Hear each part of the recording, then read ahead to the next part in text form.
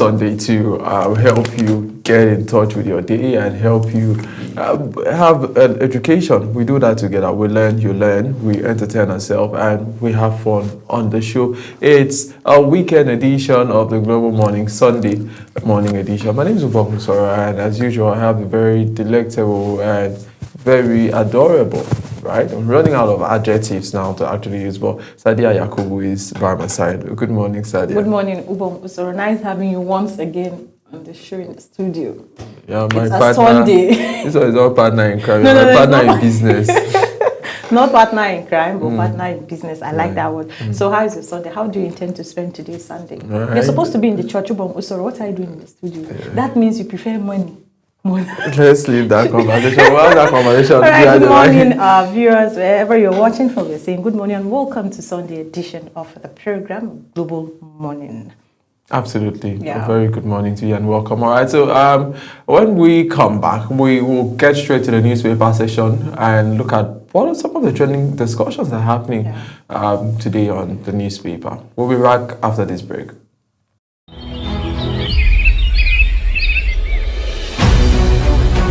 Global Morning is your top morning show here on Global Television. We bring you fresh news updates daily while delving into a variety of current affairs and topics. And at the same time, keeping you well informed about important events, both national and internationals. Global Morning serves as a valuable source of information, helping viewers like you start your day well informed. Stay connected from Monday through Sunday to a wide range of latest news making rounds on Global Morning. We're on the road to protest. And the president meets all of our demands.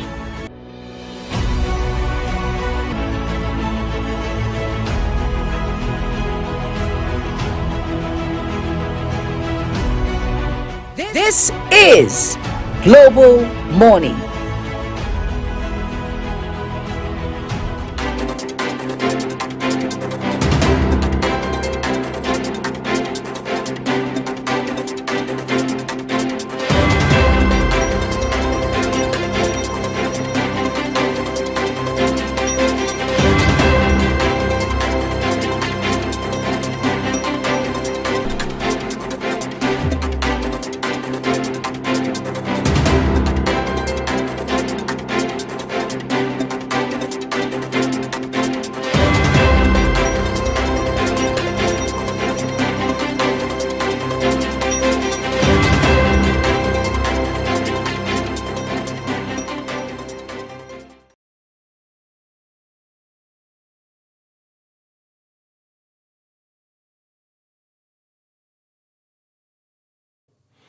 All right, welcome back. So now let's go check what the newspapers are saying. Sadia will be leading us with the first paper. We'll start with this morning. All right, so Sadia, are you ready for us? Yes, I'm very ready. We'll be starting with Sunday Punch. All right. And then the lead story saying security emergency, Army freezes retirement of officers.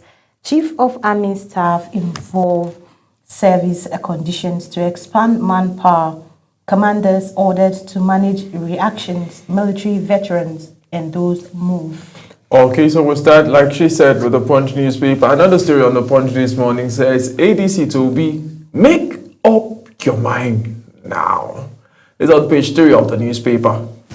The next story is saying, scrapping mother tongue policy won't kill local languages. Education Minister allows, and that's on page 9 of Sunday Punch. All right, so there's a story that says, billionaire businessman, that's businessman, Adedoye celebrates 90th birthday in style. Billionaire businessman Adedoye celebrates 90th birthday in style. All right. And next story is saying, Awujale family orders Kwamwan to prove lineage, warns against strangers, and that's on page 26 of Sunday Punch. Okay, deadly pit. Sad tales of workers dying in illegal mines is on page 4, page 43, and page 45. Then last story, I think from the Sunday Punch newspaper, we still have the ambassadorial issue. All right, it's saying 5 ambassadorial nominees haunted by controversies, and Yeah, that's and on page 8. And there's a picture story, and one of the ambassadors I can see I can quickly identify, and I can see Reno Mokri, right, and I can see Femi Fani Kayode. Right, they're haunted by some of the things they used to post on social media. There's a story on that. I don't know if you've taken that. Woman rejects life-saving blood transfusion despite a 30 million donation. Yeah, that's about Esther. That story is trending on social media. She is a member of one of the churches that they don't do blood transfusion, and she has cancer. She's saying, I'm not gonna do it if this will cost my life. I don't say. But this donation was made by people all over the world, fans. So the fans are saying, if we donated the money to you, and at this point you say you're not going to, it's either you return our money to us. So that's a controversy that's going. But people have the right to decide what they believe and what they want. And for me, I'm always very particular when I see people that stand for something. I love those kind of people, right? You stand for something, you're like, this is what I do, this is what I don't do. And people should know you for what you stand for, right? Okay, so let's take go ahead, yeah. The next newspaper is Sunday Vanguard. All right, so the Vanguard newspaper, what's the lead story?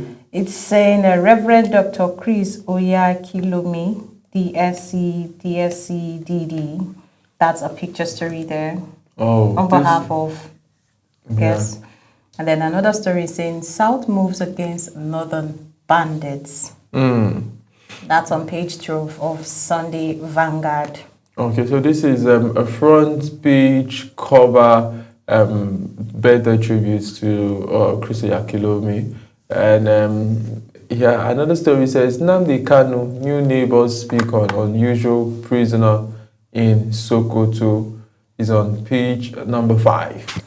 We have another story saying that APC governors back Tinubu on security reforms. That's on page 6 of Sunday Vanguard. All right, on Osun State now, Adeleke stranded on Ministry of Battles. Disqualification is on page number 6. I think that's all for the Sunday Vanguard. We don't have much stories there. Yeah, not much stories, but there's this picture of that says Alio with Idune Tomo. I think that's the entertainment for today. Maybe you want to get some entertainment story, you could check that out. But right, let's go to another paper. Moving on, the Weekend Trusts. Okay, Trust newspaper, Daily Trust, the weekend edition. Let me take the lead story. It says irrigation farming under threat. Is on page number 4.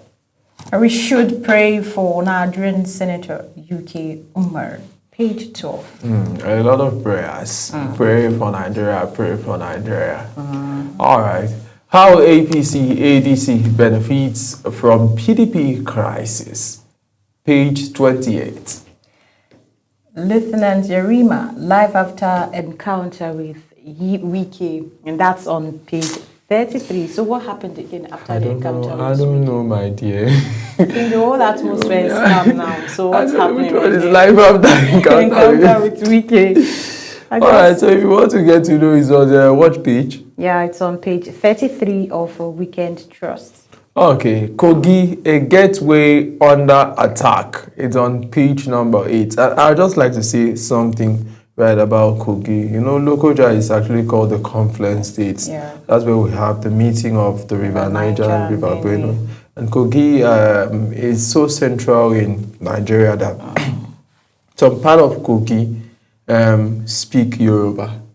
Some parts speak Ibira. Some speak Oh, Igala. I forgot I was dealing with someone from Kogi State. I'm so sorry. I'm not the right person to do that, to do that lecture. You know, when you are going to lecture year one students, maybe you are in year two, and going there, you see your lecturer is there. You know that you are not qualified. You just turn back or you find a place and sit calm before Right. lecturer to do Right, this. but what I was trying to point out is that Kogi is a place where people move to other places. It's been that pathway. If you are following the history of Nigeria, you could talk about how the Islam came and got to Kogi. You could talk about how Christianity also came, got to Kogi. In fact, the Lord Lugard House, where they signed the place to call Nigeria Nigeria, was there? in Lokoja. Lokoja. Right, so Kogi has been very central to the history of Nigeria, but of recent there's been a lot of kidnapping as to when people are moving to, So I think that's what the story is about, how can we get Kogi to be that safe as it was, where it could still be that central place where people pass to the east, you pass to the west, pass to the north, pass to wherever. Because from Kogi State, you can go to anywhere in Nigeria. It's that central. You can pass from Kogi to the west, you can pass from Kogi to the south, you can pass to the north. But we need that safety. And I think it's something that should really worry us as Nigerians, that we can't travel as we used to travel again. I remember growing up, and the means at that time we were still a bit struggling, and we used to do night buses from, and I'm not shy to say this because this is my reality, right? We used to do night buses to Calabar sometimes, from Lagos, or Lagos to Calabar. I remember you get to the park, maybe, let me not advertise brands, but you get to the park maybe 6 p.m., 5 p.m., and the buses move by 8. And those of us who were kids who sleep, I used to like night travels because it's basically just sleep and wake up. But day travel, it's tiring, but night travel and the roads are calmer.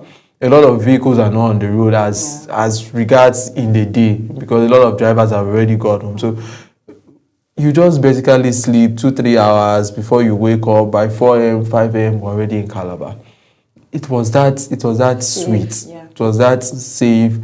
And I could even remember when my parents would take me to the park, and maybe I'm going to meet my uncle in Jos or somewhere. They don't know this person. They don't know the driver. There's no telephone for communication, but maybe they've spoken to my uncle, and my uncle knows I'm coming that day. He goes to the park in faith. A lot of people used to do things in faith there. Just goes to the park, waits. He knows that, okay, if I'm leaving Calabar, let's say by 9, I should get to Jos, let's say by 4, 5. He waits at the park. And by that time, you arrive, and you wait at the office, the administration office of the park. He comes there, you guys meet. And, Nigeria was just, your parents will trust the driver with you and say, this boy is traveling here, they write some notes, they give it to you. And people just had conscience in the country. But what is happening? We need to look at the issue of insecurity. I'll allow you to say a few. Already you've said it all. You said the issue of insecurity, right? Already we are dealing with insecurity in Nigeria. Then it used to be safe. But now you can't even sleep with your 2 eyes closed.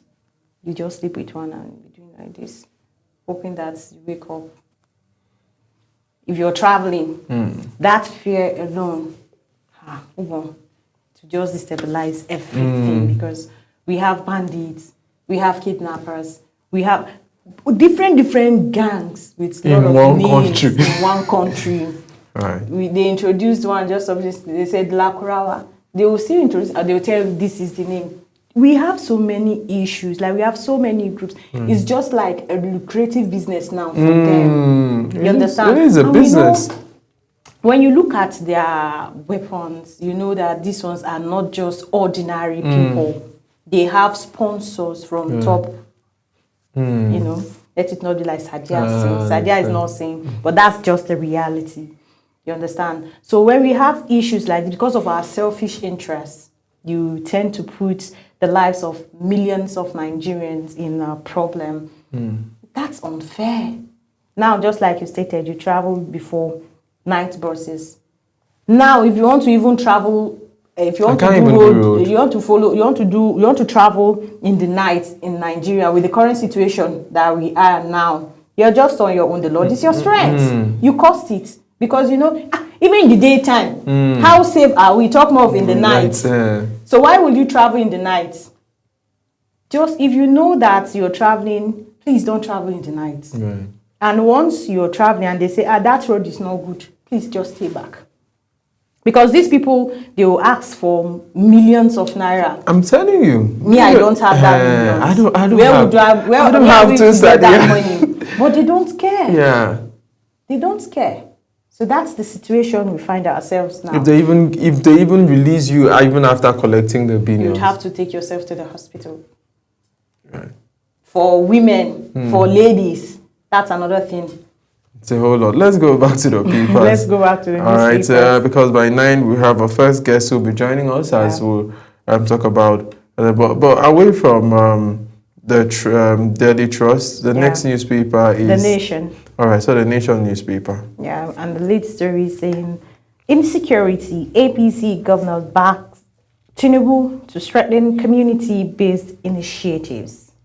All right, PDP crisis. Saraki Lamido, Wike loyalist, plot caretaker committee to prioritize reconciliation preparation for 2027. Legal invalidation of Ibadan convention expected. All right, we have another story from River State, Fubara. I returned as governor because of Tinubu's special favor. Thank you, Baba. Thank you, Baba Tinubu. You have done well for me. I am loyal and I will be loyal. All right, so pilots survive as Nigerian Air Force Alpha Jets crashes in Niger. IGP empanels special task force to enforce ban on VIP escorts. All right, so let's take That's on page 6. All right, page 6 of that particular newspaper. And the last newspaper we'll take this morning is This Day newspaper. To walk us through. All right, so the lead story says APC governors back Tinubu declare full confidence in president's security drive. Stories on page 5. Pledge complementary measures. Implore leaders to shun divisive rhetoric. Rising number of APC governors shows Nigeria's trust, says Sanwo-Olu. And there's a picture of Sanwo-Olu dressed in the Eyo attire with his colleague progressive governors. All right, we have amid rising insecurity, but Babangida calls for northern re-reckoning. Okay, OPEC oil output slips in November amid Nigeria's production deadline. CAC announces January clampdown on unregistered POS operators to curb fraud. All right, so that's the much you can do this morning on the newspaper segment of the Global Morning, Sunday morning edition. It's been totally amazing looking at the papers with you. Like I say every day when you come on the program, please do get across your local vendor and get a copy of the newspaper. Information, they say, is power. Exactly. So if you come across any of the headlines we dished out this morning and you feel it's interesting, you want more details of that story, all right, you can just get a copy of any of the dailies. Absolutely. So we'll be back by very soon. We'll be back by 9 or thereabout to speak with our guests as we look at eliminating gender-based violence against women. It is 16-day activism against gender-based violence. How do we eliminate gender-based violence? Right after this break.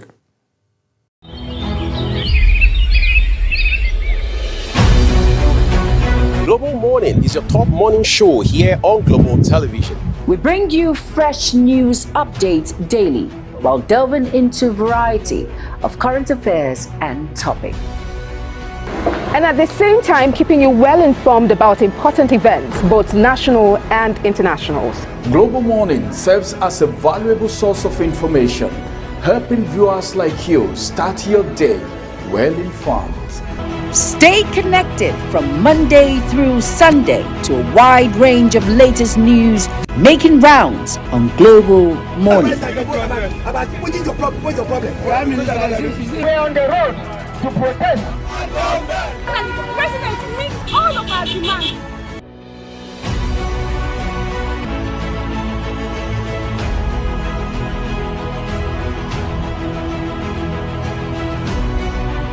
This is Global Morning.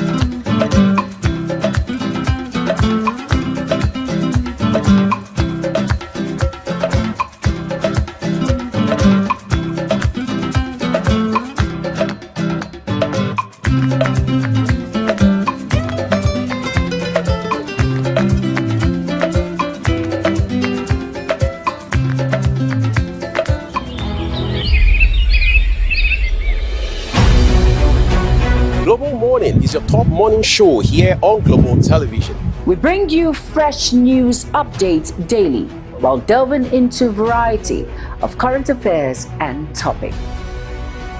And at the same time, keeping you well informed about important events, both national and internationals. Global Morning serves as a valuable source of information, helping viewers like you start your day well informed. Stay connected from Monday through Sunday to a wide range of latest news making rounds on Global Morning. We're on the road to protest. And the president meets all of our demands.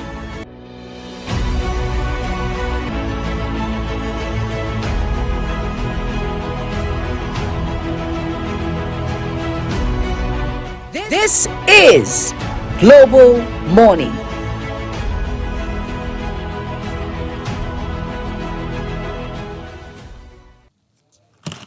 Welcome back to the program. If you're just joining us, this is Global Morning on Global Television. My name is Ubon Usora, and always, as usual, I have with me the ever delectable and adorable Sadia Yakubu, and we'll do this together every morning when we come on the program. All right, so now we want to talk about eliminating gender-based violence against women. And joining us to help make sense of this discussion is Toyin Didi Taiwo Ojo, Esquire, Executive Director, Stop the Abuse Against Women and Children Foundation, General Secretary, African Women Lawyers Association, Nigeria Chapter, and Coordinator, Nigerian Bar Association Women Forum, OTA. She's joined us as we have the conversation. A very good morning to you, Ma. Thank you for speaking to us this morning. Good morning, and thank you for having me.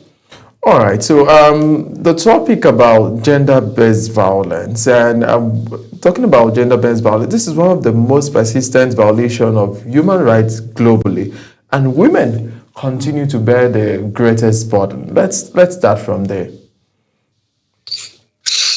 Okay, yes, it would not shock you, of course, definitely to know that women are one of the most vulnerable groups when it comes to the world population.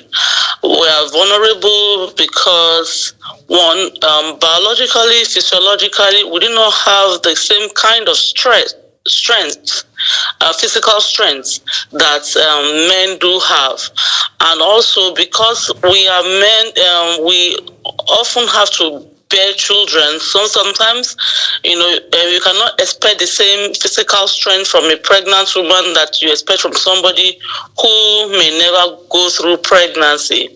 Then also, you cannot also excuse the fact that some of our social structure, demean women, make them second-class citizens, especially when we're talking about patriarchy.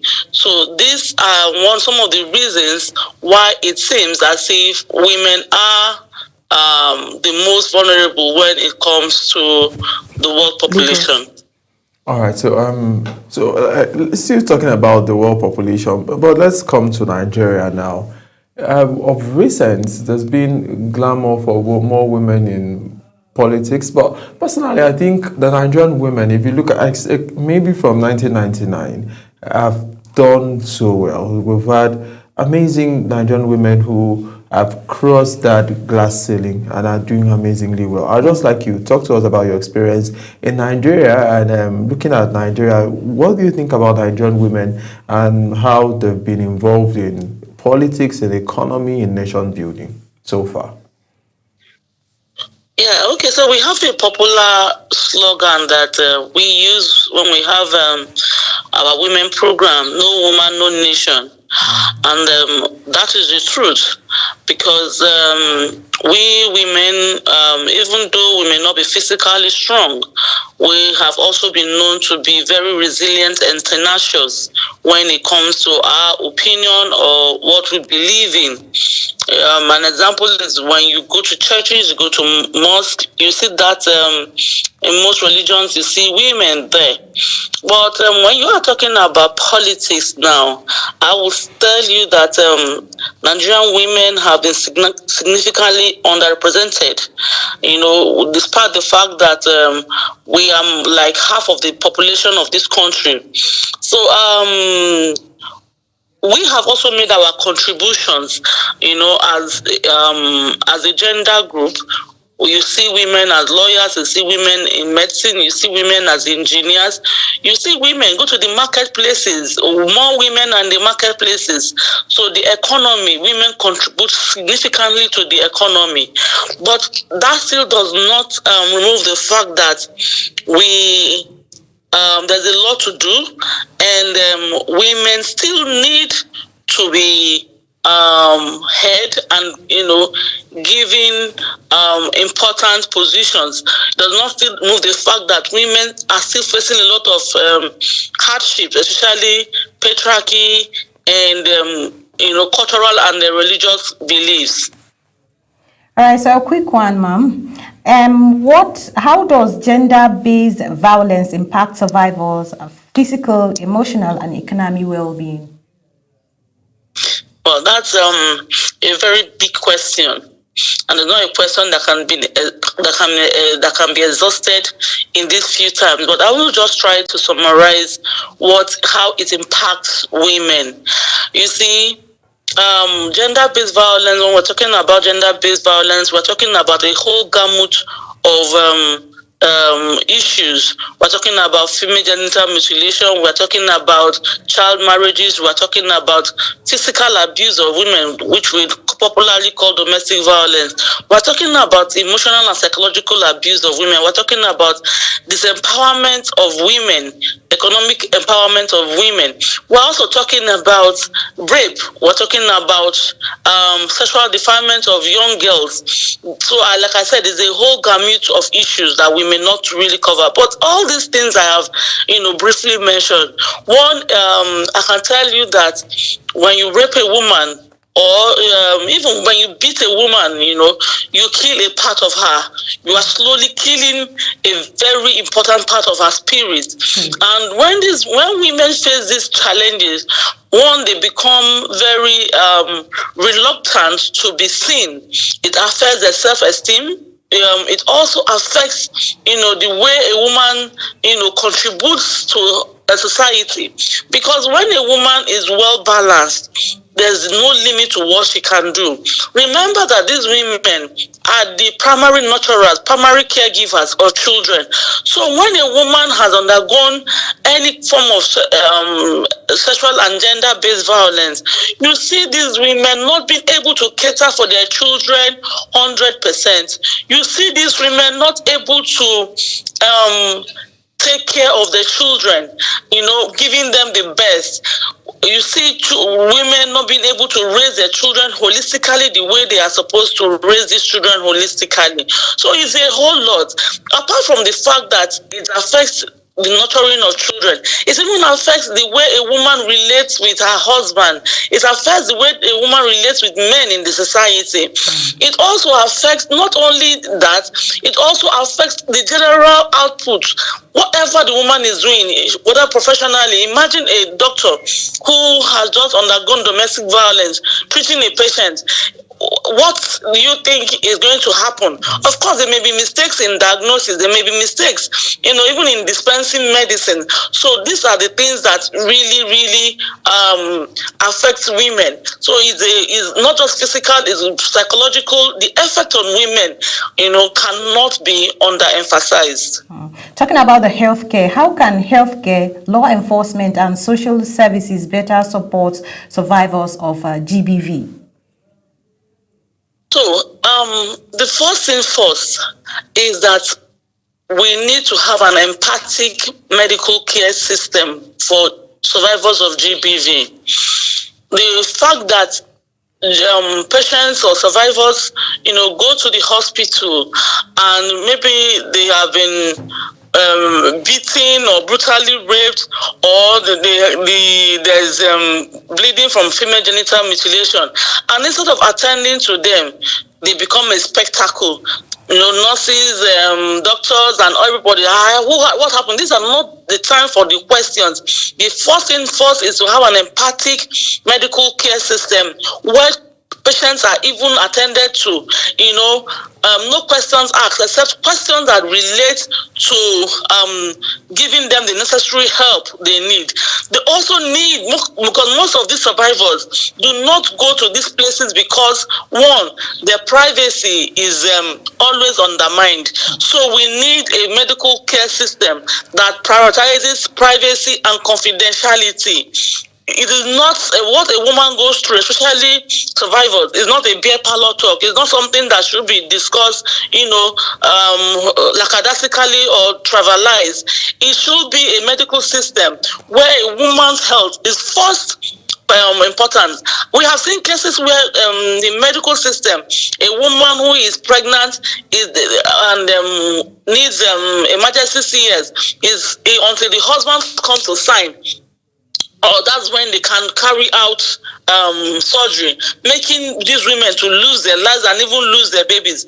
This is not supposed to be. During the period a woman is going through antenatal, that is when you get her to sign consent form, because a lot of people tell you, when she's in that kind of situation in an emergency, we cannot get her, maybe because we do not want to face lawsuits and we do not want an impaired judgment.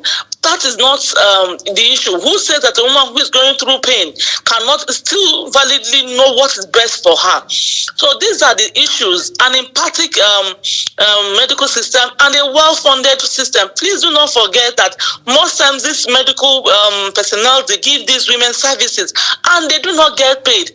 Forgetting that, do not forget that hospital materials, drugs and all medical supplies are not gotten for free. Most times they have to pay for it. This also, the underfunding of the medical system, makes it very difficult for women to access medical care. Then also the government needs to exercise willpower to build more hospitals, even in rural areas. We see women trekking from very remote places to go to the cities for medical care because they do not have access to medical services. Yeah. So government should make it a priority that even in the smallest of the villages, there is at least a working healthcare center. Then medical personnel should be trained and retrained regularly to get the best world practices, to be able to know what to do in situations like that. I think I'll stop here for now. All right, so I'd like to follow up by asking that most of the women who've undergone or who've experienced gender-based violence have been victimized or destroyed by people who are very close to them. These are uncles, relatives, and even some women, right? Because when we say gender-based violence, maybe some persons even think about it's only men that exhibit violence, because of course a lot of women are violated by men, maybe even people that they are into relationships with. But let's talk about the fact that a large chunk of people are violated by people they call family. Is that not worrisome? Well, you have stated it all, and I'm very happy also that you mentioned that gender-based violence is not particularly by men alone. Recently, we had a viral video of a case in Delta State where a mother actually sexually molested her own child by using sex toys on the child. So these are very germane issues that we also need to put in every conversation we have in gender-based violence. But also you are right that a lot of people who abuse women are close relatives, and there is no gainsaying. 80% of attacks on women when it comes to SGBV is by close people whom they know, not by strangers. It's only 20% that is by strangers, but 80%, that which is a very huge population, which is very huge statistics. It means that over 80% of the 80 over 100% that a woman is supposed to be in the home, in a religious place, in somewhere she feels safe. She's not really safe. So it's worrisome, it's scary. Then we also have to also know that 137 women are killed daily globally. I mean, I'm not talking about yearly, daily, globally, for one form of sexual or gender-based violence. So these are the things that should make us as a people have these conversations regularly. It's not also out of place for you to know that most of these abusers are husbands, significant partners, I mean boyfriends, I mean lovers, brothers. It could also be relative uncles. So these conversations need to be heard more and more. Let our people know. Let people know that this culture of seeing women as less than human, as object, needs to be significantly, put away. Until then, women cannot be totally said to be free. All right, so I'll just follow up with before my colleague comes in. My next question is about the space of opening up to listen, because I for once got the other day, Sadi, and I told you about it. I had somebody who confided in me, and she was saying that at a point in her life, she's an adult now and she's got her life going great. But there's a point in her life that she was abused, right, by somebody who's very close to also. And when she tried to speak up, they were like, you don't know what you're saying. You're just being naughty. You don't want to be corrected. The narrative was against her, and it just shut her up. So how do we get to that space where women can feel safe to speak to fellow women? And even before they even speak to a man, you speak to fellow women, speak to men. How can we open up that space that we don't know, because we look at these persons as very responsible in quotes. So if a child comes to tell you this uncle is abusing me, you're like, you don't know, you're these small children. How do we open up that space, man? Okay, so thankfully we're having this conversation, and this is one of the ways to open up that safe space. When we begin to make sure that there is advocacy and sensitizations about these issues, we begin to open the eyes of the people to know that these abuses are not fictional. They really occur. They are reality. Like I will always tell people that your worst nightmare may be somebody else's reality. So when we begin to have this conversation often, you will agree with me, and I will tell you very well that where we are now in our fight against gender-based violence is not where we were 10 years ago. It's not where we were 35 years ago. Remember that 10 years ago, you can hardly see these cases out in the open. 10 years ago, you can hardly have people go to the police station to report this issue and get justice. But nowadays, we are getting justice. Remember that it's because we are opening up, we are sensitizing people. That is where people like Dr. Femi Olaleye, who was a notable doctor and was abusing the wife's niece, sexually, was able to get arrested, and prosecuted. It was because of this advocacy and sensitization. That is why people like Baba Ijesha, who is a popular Nigerian actor, was able to get arrested and prosecuted and even got a conviction. Even it was because of these conversations. That is why notable people who have one way or the other violated the rights of women, the victim was able to get justice. Remember, there was a time you can be beating a woman in the public as a husband, and people will say, "Now, husband and wife matter." People will not puma, but it's not the same thing now. When people see a man beating a woman in the public, I'm not saying that it really happens in the home, but we see people react first to saving the woman first. Before, it wasn't like that. Before, if you go to the police station to report that my husband has beaten me or a man has beaten me, they will tell you, "Oh, you're not submissive, you did not listen." I'm not saying that it doesn't happen, but of course, the rate has significantly dropped. Even if it is one person who has been saved by this advocacy and sensitization, it is working. We can only only create safe spaces when the government also comes in and begins to understand that these things, affect the population, a significant amount of the population, and it cannot stand. It cannot be allowed to stand. We can only have safe spaces when, as we advocating and sensitizing the public, parents begin to know that they have to believe their children first before believing a stranger. You have to be able to train your child so well that you know that, this my child cannot lie. This my child is saying the truth. I believe her first. When children know that you believe them first, they're able to even come forward to speak better. And like I always tell people that, look, trust everybody, but do not trust anybody, but give everybody a benefit of doubt. That is what I say when it comes to children and women.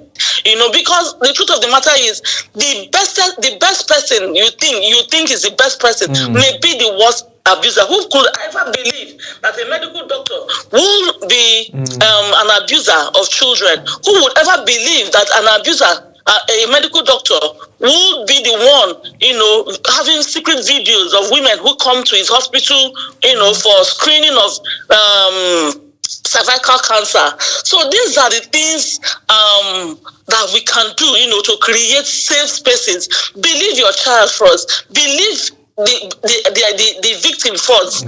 We call them survivors. Believe them first before now doubting them. I'm not saying that when you believe them, you do not allow proper investigation. But first of all, believe them so that when the proper investigation comes up, you will know whether they have been saying the truth or they have been lying. Right, so I'll allow my colleague comes in before I come up with my next set of questions. Let's talk about legal and policy issues. Are existing laws and policies sufficient to protect survivors of GBV? If yes, what improvements are needed? Well, thank you so much for that very beautiful question. I will always tell you that Nigerian laws are beautiful. We have well-crafted law. I do not see the inadequacies, maybe as the years goes on and the crime become more sophisticated, maybe these laws may become redundant and may need improvement. But as it is now, we have beautiful laws. The issue we have is the political willpower to implement this law. I can tell you that there are many cases, that get to court and do not see the light of the day. Not because there are no judges, but because survivors do not even have money to continue to go to court because of frequent adjournments. And it's not because the judges do not want to decide these cases, but most of them are overworked.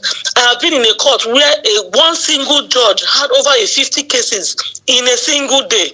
Please, what judgment can we get in such a court? What kind of overworked judge will give you the kind of judgment you want?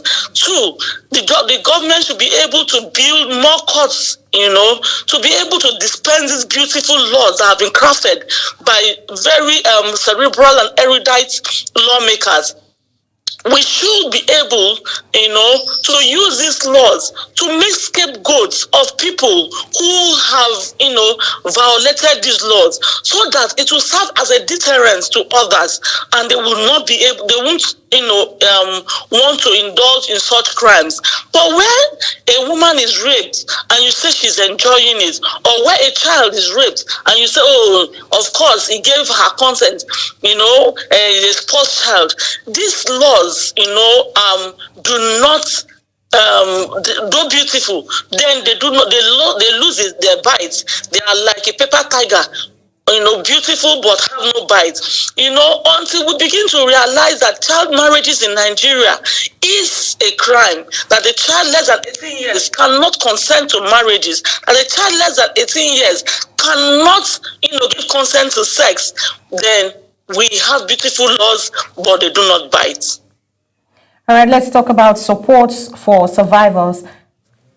What psychological support systems are most effective in helping survivors?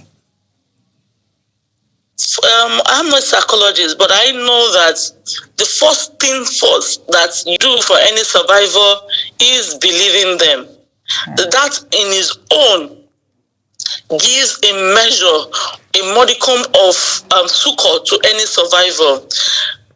Secondly, making sure that the survivor is on survivor's opinion about a particular case after informing her or him of our choices or his choices is respected. I have had survivors who say, I just want to talk about it. I do not want to go to court. And you have told them the importance of going to court. If they insist that they do not want to go to court, please respect their opinion.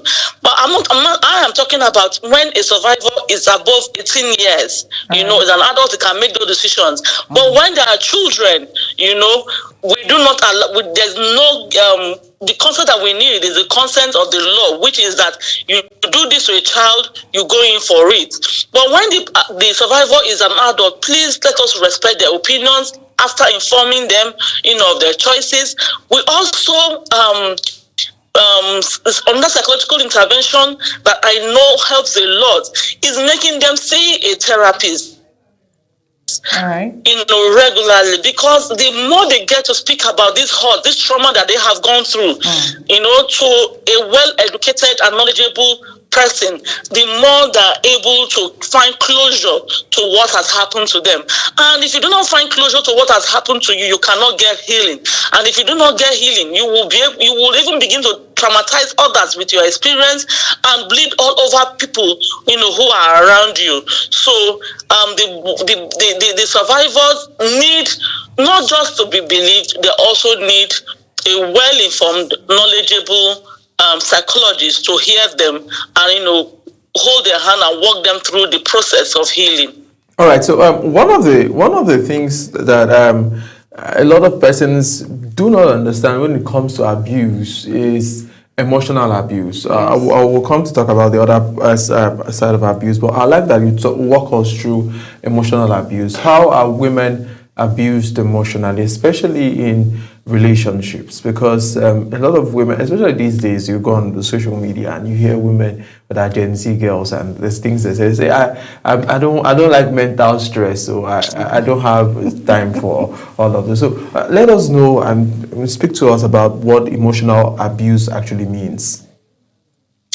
Okay, so one of the worst gender-based violence against women is actually what you have mentioned, because unlike the physical abuse, which there are signs, physical signs, maybe a black eye, maybe a burst eardrum, or cane welts all over the body, there is no sign when it comes to psychological and emotional abuse, at least physically, but it is something that kills the person internally. You hear when women, are abused, you good for nothing. You cannot amount to anything. You are so ugly. Look at how you are so fat. Who needs a fat person like you? You are so thin. You all the money I'm spending on you, you are not even showing the money. Look at how disgusting you are. These are words that some people do not know is actually killing the woman's self-esteem. Some women will tell you, he doesn't beat me, but what I go through is better for him to beat me. Do you understand me? So you can imagine the kind of pain, that a woman will go through to the extent that she will even desire physical beating. The woman will tell you that, when he's around, I can't utter a word. Do you know that I handled a case where the man will tell the woman to kneel down and the children to call her, all sorts of names. The children, her own children, will call her stupid. You are a dumb mother. You are not fit. These are things that he's not beating her physically, but he's making her go through. You know what it means for a woman to see her own children, born by her, do this to her.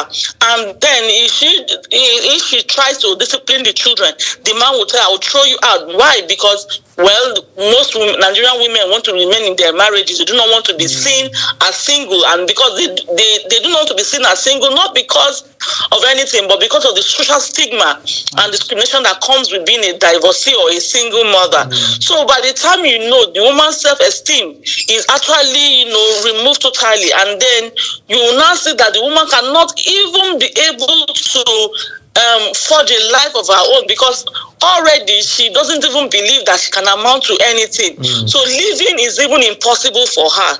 So these are some of those emotional abuses, that can occur in a relationship. Right. So I'd like to also mention one thing. We've talked about emotional abuse. I'll run straight to rape, because it keeps occurring, and you hear some people say it's because of how she dressed. She doesn't dress modestly. But for me, I don't buy that idea. Let's talk about rape. How can we stop women from being abused sexually and being seen as sexual objects? And some women even buy the idea that women should be raped, and they support it. Maybe you could see it covertly. They could do it and say, after all, it's a normal thing and all of that. How do we stop rape? Because it's one of the gender-based violence that's very prominent. Okay, so one of the ways we can stop rape, especially from occurring, is by taking strict measures, legally against rapists. Do not forgive a rapist. Because one, a rapist, if he's forgiven, will do the same act again. And if a rapist is let loose in the society, there's no amount of remorse, as far as I'm concerned, I will stop him until he goes through that punishment. To realize that for every crime there is a consequence. There is a consequence to that. You understand? So also, I always laugh when people say, because women are dressing half nakedly, that is why they are being raped. I've said it that dressing has nothing to do with rape. Fortunately, we are in a country where we have seen, unfortunately, we are in a country where we have seen a 76-year-old woman raped. So I'm wondering, what is in a 76-year-old woman? Most women at that age are wrinkled. So what is making you see her as a person to rape? We have seen where a 6-month-old baby, I think recently in Anambra State, a 6-month-old baby was raped anally and vaginally, allegedly, and the child died consequently. So is it the diapers the child was wearing that has attracted you to the child? So when you say that it is dressing, or when people say it is dressing, I laugh, because it means that they do not understand in depth the ideology about rape. The ideology about rape is control. When somebody feels that he wants to, exercise control over you, dominance over you, because he sees you lesser, he sees you not as equal with him. He found out that these rapists, when they meet why do they go for the vulnerable? Even among the women, it's not all the women that they rape. Believe that they can always, overcome or dominate. Or children, they go for children who they know cannot really give them speak up. So rape is about control, totally about control and dominance. We have seen Barakat, a young girl in Ibadan, who is a hijabite sister. What is a hijabite sister? She wears the veil. She was raped right in her parents' house and killed. So what are we saying when we talk about rape being about dressing? It has never been about dressing. Even in war-torn countries, in this country, they rape women.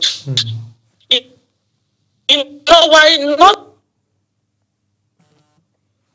I think we lost our call. Let's try and get her All right, back. so we're trying to get Barrister Toyin back on the line as we keep talking about eliminating gender-based violence in Nigeria. And some of the things I'm hearing today are actually very eye-opening, right, as to how we can address this issue. All right, so I think we have her back on the line now. Let's see if we have her. So if she could join us as we continue the conversation. Hello, Barrister, are you back with us? Yes, I'm back. Thank you. All right, so just go ahead and conclude your thoughts. You were saying something about... Yes, so the issue has never been about dressing. The only way we can, and then yes, you made mention of women who support these things.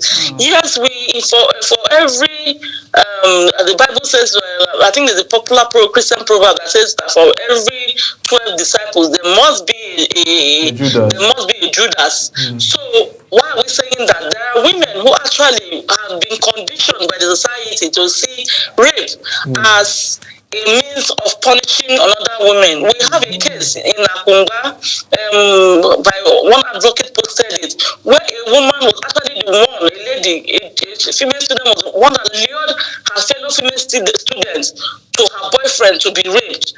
So we have also have a viral video of a woman in Sudan, who was telling the army, she's also a soldier, telling the army, that they should go ahead and make sure that they rape the children, the women, the black women, to make sure that they do not bear black children any longer. So, like I told you, rape is about control, it's about dominance. It has never been about what somebody is wearing or what the person believes. So you notice that when we have these women, they have been conditioned by the society to see it as normal. They do not see it anymore as abnormality, and that is why we will not cease having these conversations. We will not cease our advocacy. We will not cease our sensitization, and we will not cease asking for the prosecution of those who indulge in these crimes. So just before you come in, sorry, can people who engage in these activities, can they change? Do they change, or will they change? Well, there's no absolutism in this world, but from my own experience, I have seen rapists always go back to their vomit. Even when they are released, they always look for they may for a while be quiet or become more smarter, going about it in a more covert, method. Or they may just quiet, go under the radar for a while, but they always strike. And that is why in advanced country, they have sex offenders registered when you have been convicted of a rape crime, because they know that sex offenders always repeat the crime. So when you have been convicted of a rape crime, your name is registered so that people around the area will know that you are a potential walking disaster, a potential rapist, and they know how to guide and protect themselves from you. You understand? Yeah. Although we have it in states like Lagos, sexual offenders register, then Ekiti State. In fact, Ekiti State went further, that if you are convicted of a sexual crime, they will make a flyer, go to your village. If you are from Ekiti State, go to your compound, paste it around that you have been convicted, or this is what your crime, paste it around where you last resided, so that people around will know that, oh, this person, my children are not safe with this person. I have to protect my children. I have to protect my women, So, in regards to your question, even the advanced country know that the potential or the chances of a rapist changing is very, very minimal. And that is why they have sexual offenders registered to protect people, from them. All right, Sadia, go ahead. All right, so let's talk about awareness again. How can media and social networks be used effectively to raise awareness about GBV? So it's a clarion call for everybody. Rape is not just a woman's problem. We have seen children, boys being raped. We have even seen men being raped, and they don't talk about it, but especially when our society makes it a huge thing, makes it a woman thing. If a man speaks up, they castigate them and call their name up. Why would you allow a fellow man rape you? But it's happening because we all do not have the the same physical strength. Men are being, drugged and then raped, but because most men will be ashamed to speak up because they don't want to be like, oh, people will see me as gay. People will say, how can my fellow man, rape me? So it's not just about a woman's problem. It's a societal problem. It's a general problem. So we need to use our space. All of us, if all of us see something and then we say something, you will see that the crime will begin to reduce. It's like when they make gun legal in some countries. Do you know that the gun violence actually reduces?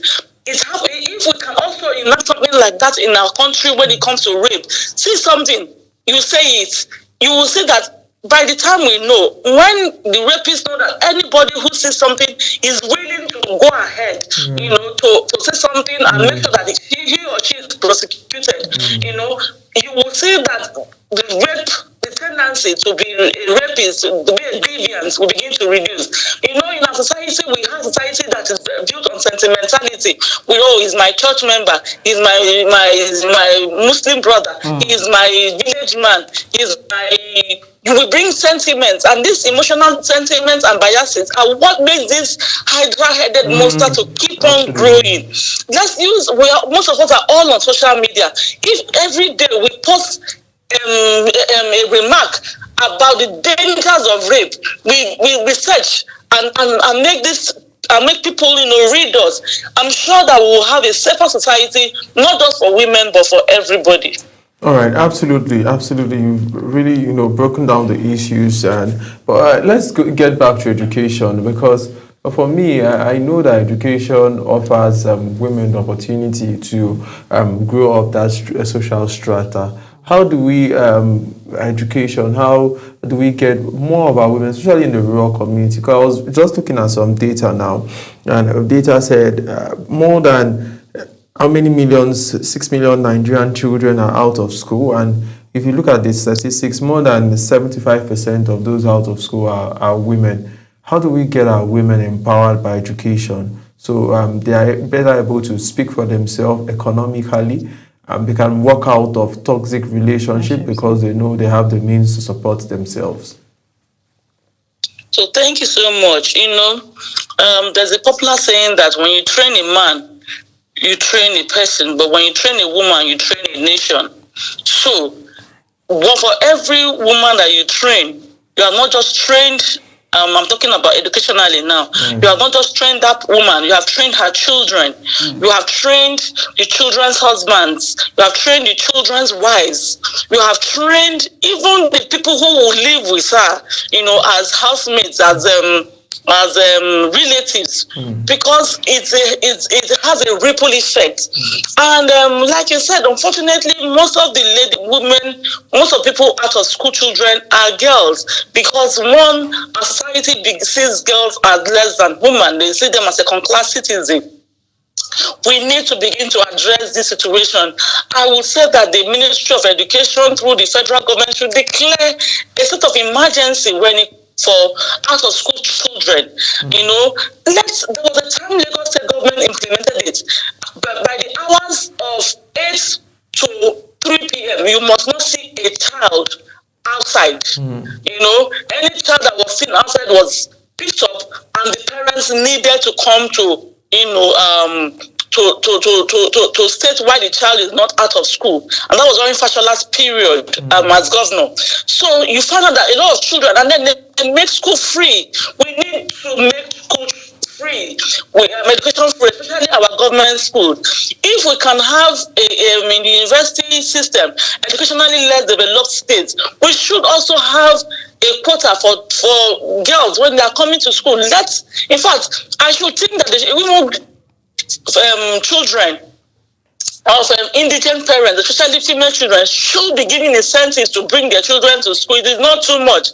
I was in Qatar some few months ago, and I spoke with one of their women, and she was telling me, do you know that when we are allowed to work as women, the government pays me salary and pays my husband the same equivalent of what he is paying me? And what does that do? It encourages men to allow their wives to work. These are the things and measures that we should bring into our society. And when we have more women in power, more women educated, you will notice that as the women are becoming educated, the rate of crime will begin to fall, because an empowered female society is a society that is devoid of most crimes. Go to Iceland, go to Finland, they have very few crime cases, and that's because women there are truly empowered. Women there are truly allowed to, go really fly. So these are measures that we can use, also implement here. Let even the children, the children be given incentives to come to school. Do not collect money from them when it comes to uniforms. Do not collect money from them for books. Give them these books freely, and you will see that more people, instead of leaving their children at home, will push their children into the school system. All right, so maybe my last question now. Talk about the work you do with the organization, and for you, when you look back and look at the level of the level that the things you've done and how you've impacted the society, what's the feeling that comes? But generally, just lead us through the kind of work you do with the organization. So I did not get to the last part of your question. The last, I said, walk us through the work you do with the organization, helping fight gender-based violence and the satisfaction you get from doing the job. Okay, so thank you so much. I'm a lawyer, so we have an organization, Stop the Abuse Against Women and Children Foundation, and basically, apart from advocacy and sensitization, we offer legal free pro bono services, free legal services to indigent survivors, because most of the survivors do not even have a place to call them. They don't even have a home. I'm handling a case, where 2 children were abused sexually by somebody, 2 children between the ages of 3 and 8 years, by a man who accommodated their mother when their mother was thrown out of the house, and by her husband. And then this man, accommodated them, not knowing that the man has an ulterior motive. He began to molest the 2 children. So a woman who does not have a home, how does she even protect her children? So these people, and if you don't have a home, somebody who cannot even afford a home, how can he even afford legal services? So we, in Stop the Abuse, we offer these services free of charge to survivors.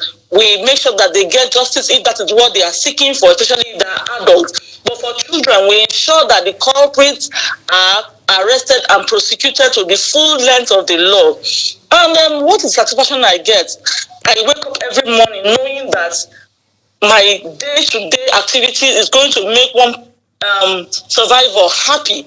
One survivor would have closure because I chose to, stand by them or stand by her or him. Right. Absolutely, Sadia. All right, so my second to the last question. What strategies can schools and communities adapt to prevent GBV among young people? That's very, very important questions. I am very happy you asked this question, because most sexual and gender-based violence occurs in our communities and in schools. Schools, because these children go to school, from the community. So I think that for every school, they should have that special teacher, or special personnel, maybe the guidance and counselor. I know most schools do not have it anymore, but one that person who the children will see as a safe person to go to and, report cases. And then the person should also know the referral pathways, of attending to such cases. Then in the community, our chiefs, our kings, our obas, our emirs, they should have that woman. They can be a man, but some men are even more passionate than women. But that person who does not want to see the society fall into a Hobbesian state, that person who the people can easily meet and then report these cases. There should be a focal person in government institution. We call it gender desk, But in these places, we may be informal about it. Let there be a person that these people can meet. And then let the kings, let the obas, let the emirs, let the chiefs, let them also be altruistic. Let them be truthful and sincere in making sure that these cases are not swept under the carpet as usual. That our people, because a society that covers its own field under the carpet is a society that will soon descend into oblivion. Let these people become so sincere that they are ready to pursue these cases to a logical conclusion. All right, my very last question before we let you go for today. Do you think gender-based violence can be totally eliminated in our society? No, I do not think so. Because from the inception of the world, crime has always existed. But I know for one thing that it can be ameliorated to the barest minimum. It can become something that maybe it's something that 137 women in a day. We're having one woman in a year. You understand me? So it is not something that's because for humans, crime is for every human society there will always be deviance, but we need to reduce the amount, of people who indulge in this crime, and that is why we must be forceful and we must be very persistent in pursuing these cases to logical conclusion. Thank you so much, Barrister Toyin Ndidi Taiwo Ojo, Executive Director, Stop the Abuse Against Women and Children Foundation, General Secretary, African Women Lawyers Association of Nigerian Chapter, and Coordinator, Nigerian Bar Association Women Forum Alta. Thank you so much for speaking to us this morning, and we love the work you do, and we wish you more success and more passion as you keep, helping our society get better. Thank you so much for having me. All right. Okay, people, let's go for a short break, and when we're back, the conversation continues.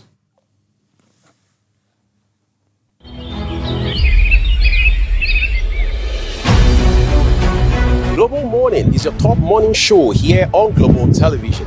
We bring you fresh news updates daily while delving into a variety of current affairs and topics.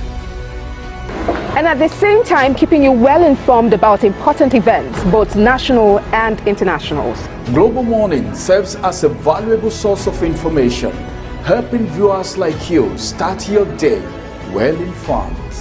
Stay connected from Monday through Sunday to a wide range of latest news making rounds on Global Morning. We're on the road to protest. The president meets all of our demands.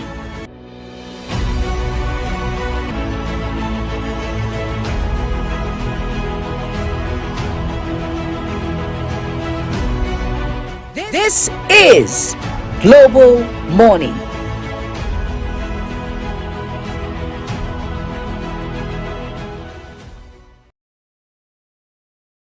A very good evening and welcome to another exciting edition of Big Talk. Tonight on the program, As always, it's a pleasure to have you. Join us here on Global Morning. I am Uyi Alpo. You know how we do it on Social Post Extra, bringing you all the... On the desk this evening, we have very topical issues to discuss, and of course, Welcome to your parliamentary program, The Parliament. Peaceful and joyful home doesn't happen by chance. It is built on... Women can rise beyond traditional boundaries to claim their rightful place as... very numerous committee, about more than 12 committees. Face to Face is a program that comes to you once in a week at about this time, where we look into issues and discuss them. It gives you the opportunity to... World News in United Welcome Nigeria. to Entertainment Circle.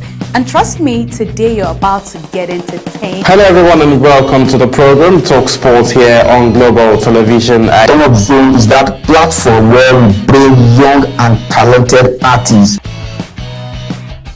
Stay tuned, stay inspired, stay with Global Television on DSTV Channel 365, on Star Times Channel 276.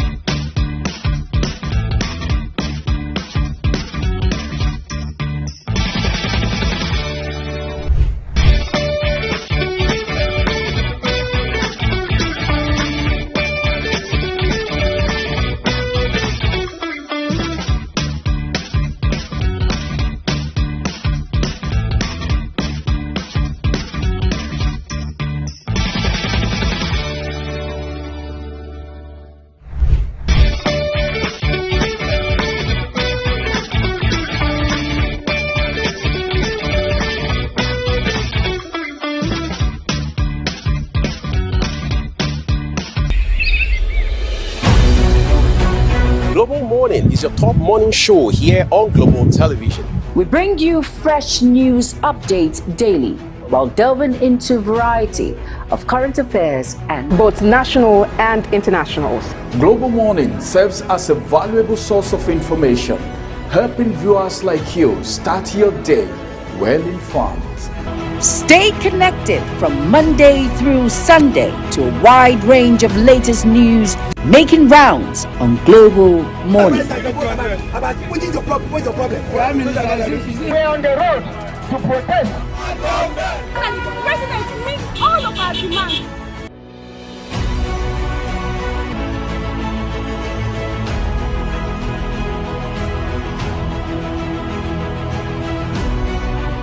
This is Global Morning.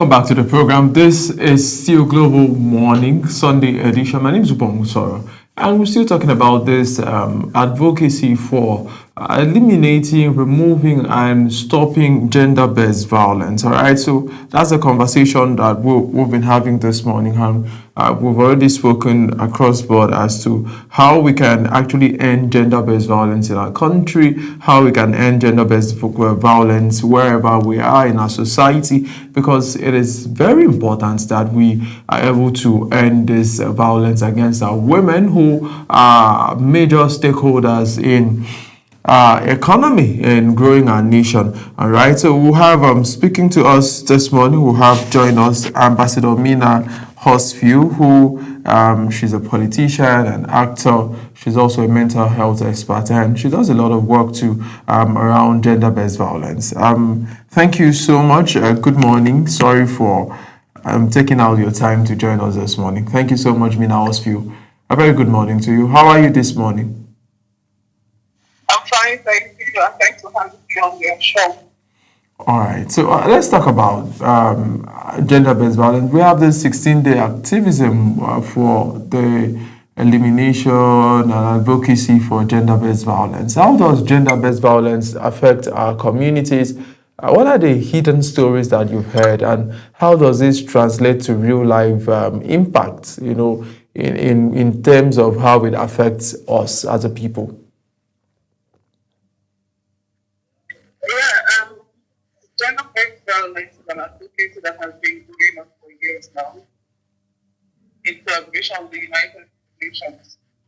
It's a very significant work because our girl child and the woman needs protection. Unfortunately, we have been enough violence that has been melted out on the girl child and the woman.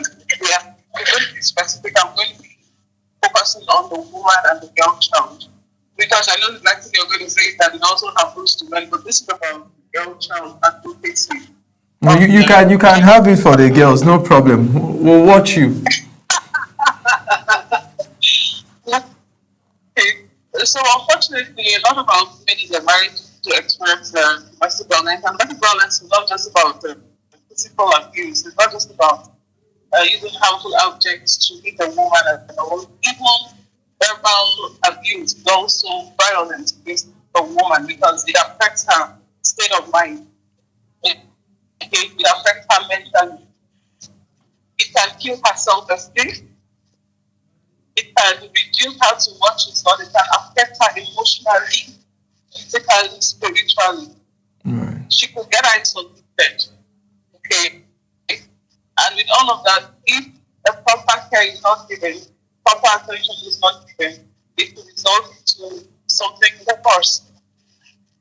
Now, in schools, we have heard a lot of stories about rape in the secondary schools. We've also heard a lot of stories about teachers being violent to young students in school. It could be the male teacher offending the younger students, female students, molestation in school, verbal and physical abuse, rape, and all of that. Our society has actually not by gender, and so most times when we come themselves or ask for help. I heard about a situation whereby a victim went to the police to complain about being raped, and the kind of questions that she was being asked, she did not turn up again to continue with the case, to process the case.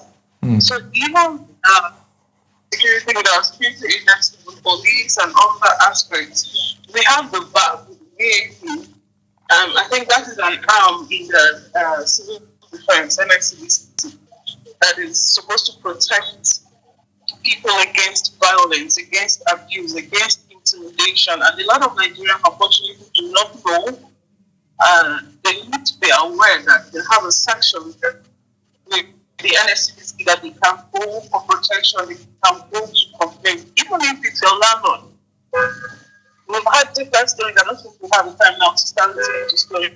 But basically, gender-based violence is so common in our community. But every time you go on social media or in any community, when you go for advocacy and you have to ask, you hear a lot of appalling stories that are really heartbreaking.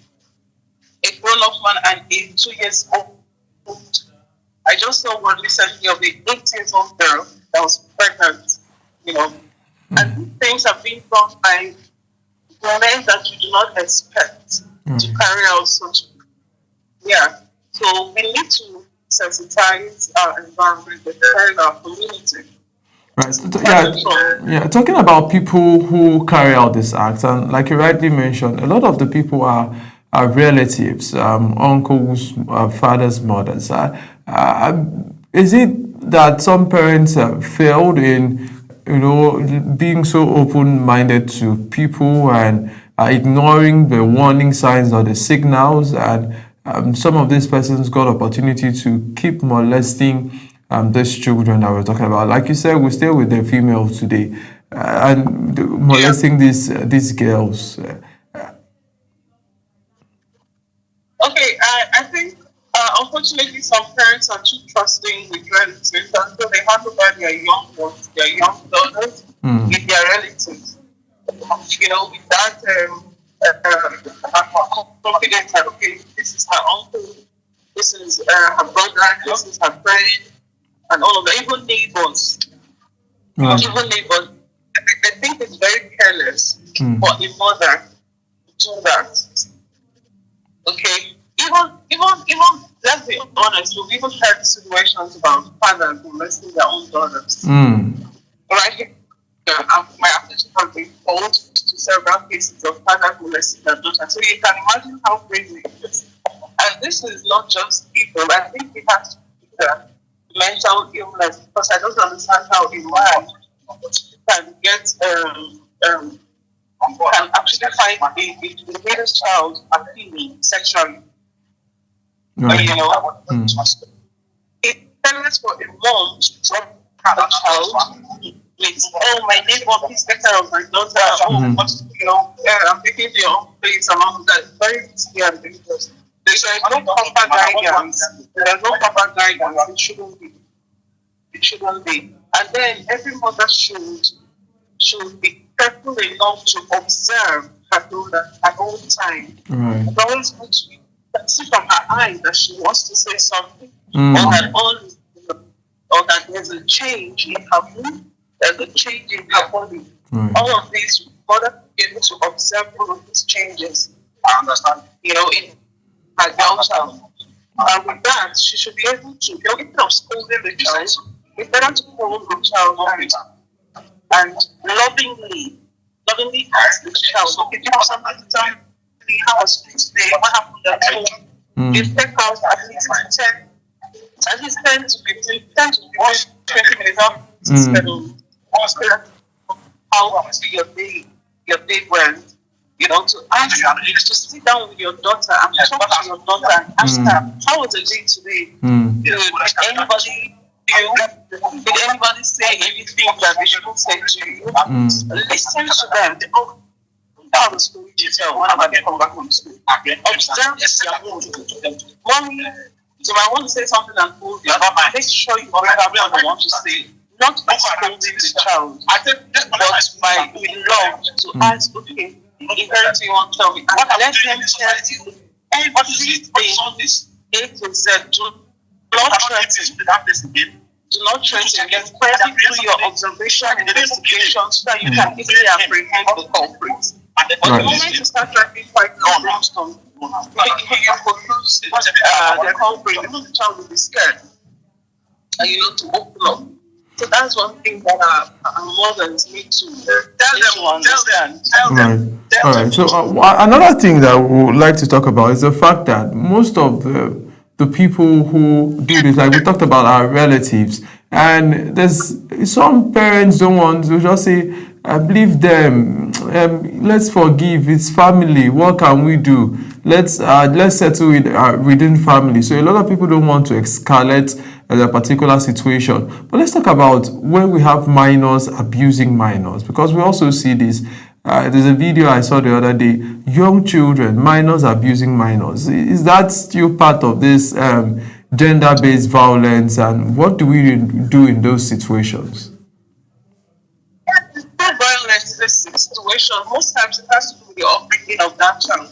Right. You know, it could be the kind of environment the child was brought up, the kind of things the person sees the older one do at home. You know, and so you feel all the kind of movies they let the child watch at home, and all of that could trigger such feelings, you know, at a very young age, and then he will unfortunately melt out of despair from his classmate or someone even younger, based on the person's environment. So that's what, it has to do with upbringing. Most times it also has to do with environment. Right. So for the parents who say, don't worry, let's keep it within family, it's a brother, let's just settle it and I don't want to escalate and maybe even look at prosecution. What happens in that case? It's a very wrong ideology, because you're only going to encourage the person to do even more harm. So it's better to take action for every time there's nothing to be embarrassed about. Reach out for help. Even after reporting to the police and you apprehend the culprit, it's also to take situations like going for mental therapy. Right. It's important to seek help and go for mental therapy for the child. The child needs therapy as well. It's not therapy. So it's very important. All right, so that the child will be able to overcome the situation. All right, so let's talk about the support system of women. Are we having more women supporting other women to come out and be able to air out the abuse and say these things as it is? With the work you do and the work you've seen other women do, are they building more structures for younger girls to come out and maybe speak to people like you and other women and say, this is what we are going through at this time? Yeah, we actually have organizations who are taking it seriously. But above everything else, we can't do it alone, you know. So at this point, if the government doesn't come to also support these organizations to fight this, then it's going to be tough. It's going to be very tough to achieve All right, so we don't see GBV scream on the headlines as it is. Do you think we don't have enough media coverage, or people are not talking about gender-based violence as much as they should? No, we do. We do. So it depends on the organization. As for my organization, the League of Women Voters, they're actually doing a lot of awareness to do this here as well. The Trade Union Commission, TUC, they've also done a lot, you know. So, but yes, I can actually say for sure that this year was not as serious as the past years in terms of our exposure on where we were now. Media visibility, yeah. So I think it also has to do with our economy. Right. You know, yeah, very hard to have your finance now to really push this. And that's why I'm saying that the government should also give us a lot of support so we can do this. Right. So I'd just like to add there maybe 2 more questions before I let you go. Let's talk about poverty and how poverty plays a role, because the patterns that we're noticing is that sometimes these people who abuse women emotionally in marriages are people who hold a better economic power or leverage, or people who have better material resources, and it's sort of some form of domination, right? I have more than you, I have more connection more than you, I am older than you. So we keep seeing that pattern of somebody who is more powerful, trying to victimize the other person. Is poverty in the work you do? Have you seen poverty as a major cause or one of the causes for GBV in the cases that you've handled? No, it has nothing to do with poverty. It has absolutely nothing to do with poverty.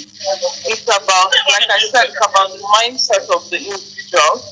Some of them are mentally sick and they do not even know that they are sick. Because the moment you start having this kind of feeling, then you should start seeking for help. You should know that it's an abnormal situation, it's an abnormal feeling. So they should seek for help, run to a therapist, for mental health counseling, and this will be able to help them get over the feeling. It's not normal. And some of them also, it's down to moral decadence. They want to try things and all of that. They want to be adventurous. It's also, I call it evil. So it has to do with a lot of factors. Societal factors, mental health, mental illness. And well, they used to also say that most of these big men who are into this practice are cultures that ritually they're in a society that make them stay for more power and more wealth and all of that. I don't know how to do that, but that is what we heard. It is also it's quite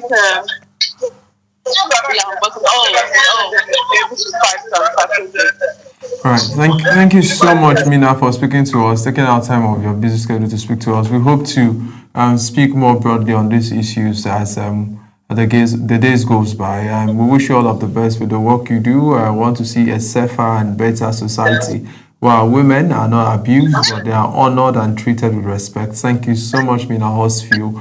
Mina is a politician, an actor, and also a mental health advocate. Thank you for speaking to us this morning. We really do appreciate your time. Thank you very much for having me. Okay. All right, so we've been speaking to Mina Horsfield, a politician, an actor, and a mental health advocate, as we talk about this 16-day advocacy for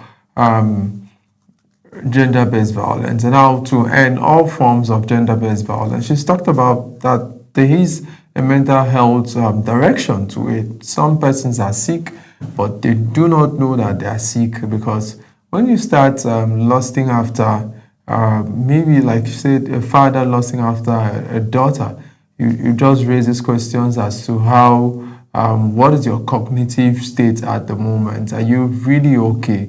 Is something wrong with you, right? These are germane questions that are being raised as a result of some of these conducts that we see. And it's not a conduct that helps our society at all. It runs down our people, it destroys the fabrics of our society, and it spoils our reputation as a people, right? So all hands must be on deck as we fight this hydra-headed monster called gender-based violence. Violence, especially for this time around, against women. Maybe we'll talk about men, gender-based violence also one day, because who says men are not abused? So many men a lot of men are abused in their marriage and relationship and what have you, right? So we must stop all forms of violence and abuses against each other. We'll go for a short break, and when we're back, we'll take you through today in history, and we'll still have sports and a lot of other things lined up for you. We'll be here with you like we started in the morning till 11 a.m. this morning. So we've got you covered. My name is Upongusara. We'll be right back.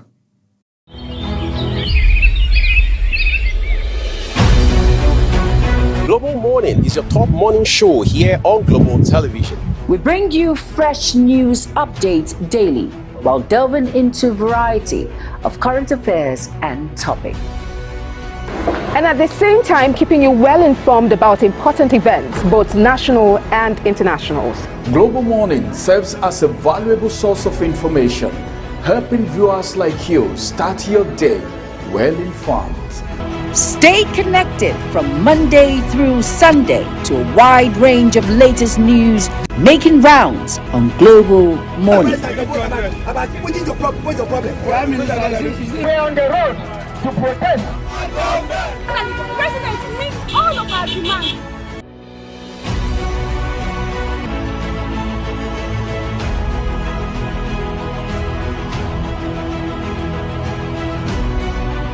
This is Global Morning.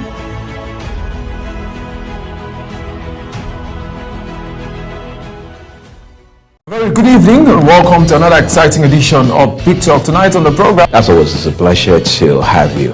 Join us here on Global Morning. I am Uyi Alpo. You know how we do it on Social Post Extra, bringing you all the... On the desk this evening, we have very topical issues to discuss, and of course... Welcome to your parliamentary program, The Parliament. Peaceful and joyful home doesn't happen by chance.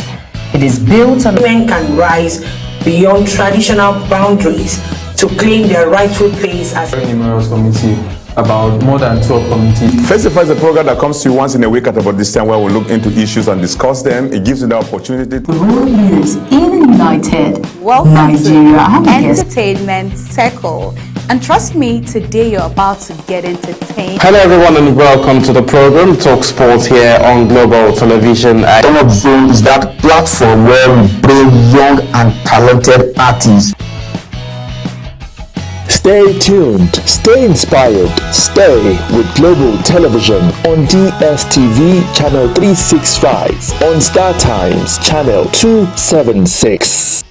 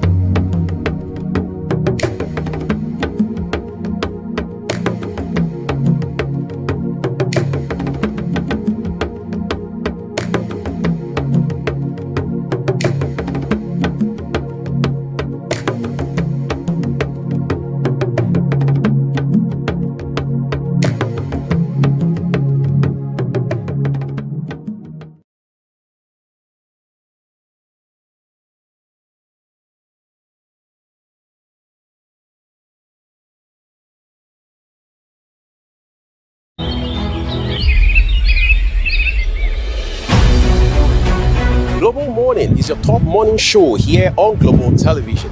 We bring you fresh news updates daily while delving into a variety of current affairs and topics. And at the same time, keeping you well informed about important events, both national and internationals. Global Morning serves as a valuable source of information, helping viewers like you start your day well informed. Stay connected from Monday through Sunday to a wide range of latest news making rounds on Global Morning. What is your problem? What's your problem? We're on the road to protest. And the president meets all of our demands.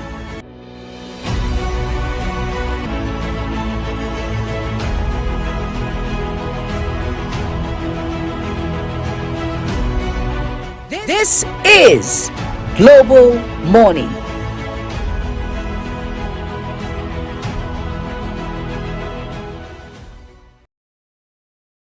Welcome back from that short break and hope you're enjoying every segment of the program. My name is Sadia Yakubu Yahya and I'm saying welcome to another segment of the program, Sports. Today we're going to talk about running as a sport. Running isn't just a sport, it's a conversation between your mind, your body, and the road beneath you, right? For some, it's competition, while for others, it's escape. But for all of us, it's a progress. Every stride is a choice to continue, a choice to push, a choice to believe you can go further than you did the day before. All right, as we can see from our screen, you can see some people running, and that's another form of sport. Running teaches us discipline, focus, and resilience. When your legs burn and your breath stumbles, that's when the real space begins, because the finish line isn't a line at all. It's a reminder that you showed up, that you did quite very well. Then you ran your race. This is running. It's not just a sport like I stated earlier. It's a journey. It begins with one step. Let's talk about the advantages of running as sport. It improves physical health, strengthens the heart and lungs, boosts endurance, help maintain a healthy weight, strengthening muscles and bones. Mental health benefit of it reduces stress and anxiety, relaxes. You feel relaxed and good hormones, improve mood and sleep quality, easy and inexpensive. If you want to run, you just need a short, your shoe, and then you're done. A bottle of water, I think. Then it requires minimal equipment, just good shoes, like I said. It can be done almost everywhere. Track, park, road, no membership or training fees needed. So long as you have all it takes, it enhances discipline and self-motivation. It teaches consistency, encourages goal setting. It builds mental toughness. It also boosts social interaction. Running clubs and teams help make friends, encourage teamwork during race or group training, just as we can see on our screen. Yeah, it supports overall fitness. It improves stamina for other sports, helps with coordination and agility. Then let's dive into the disadvantages of running sports, all right? Risk of injuries. Common issues like shin splints, knee pain, strains, stress fractures, poor form of inadequate footwear increases risk. Weather limitations, hard to run during rainy season, extreme heat or cold. It can reduce consistency, time and energy demanding. All right, long distance training can be tiring, requires commitment and regular practice. Joint stress, high impact on knees, hips, and ankle. Not suitable for everyone, especially those with joint problem. Can become boring for some. Repetitive nature of running may reduce motivation. It requires self-discipline to stay consistent Risk of overtraining, too much running can lead to fatigue, burnout, or immune system weakness. So that's it on sports segment for this week. Join me next week for another episode. Stay safe and stay healthy. Don't forget to follow us across all our social media platforms now showing on your screen using at Global TV NG, DSTV channel 365 and StarTimes channel 276. Bye for now.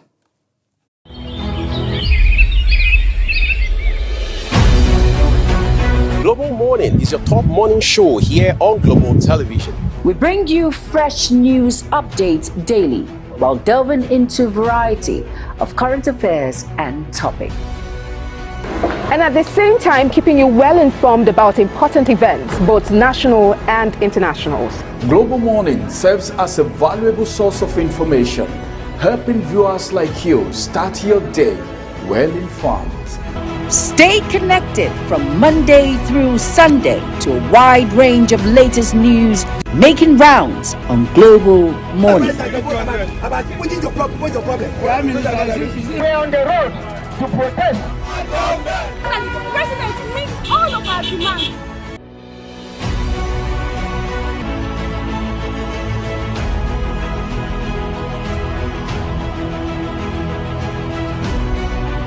This is Global Morning.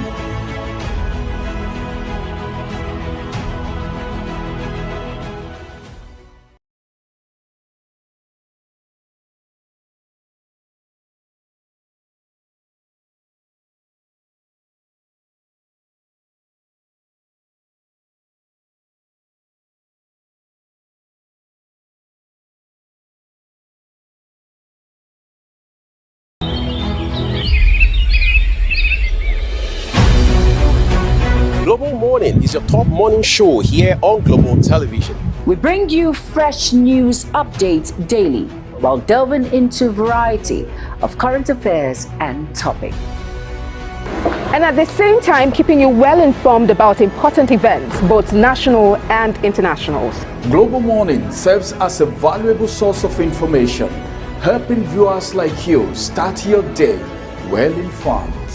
Stay connected from Monday through Sunday to a wide range of latest news making rounds on Global Morning. We're on the road to protest. The president meets all of our demands.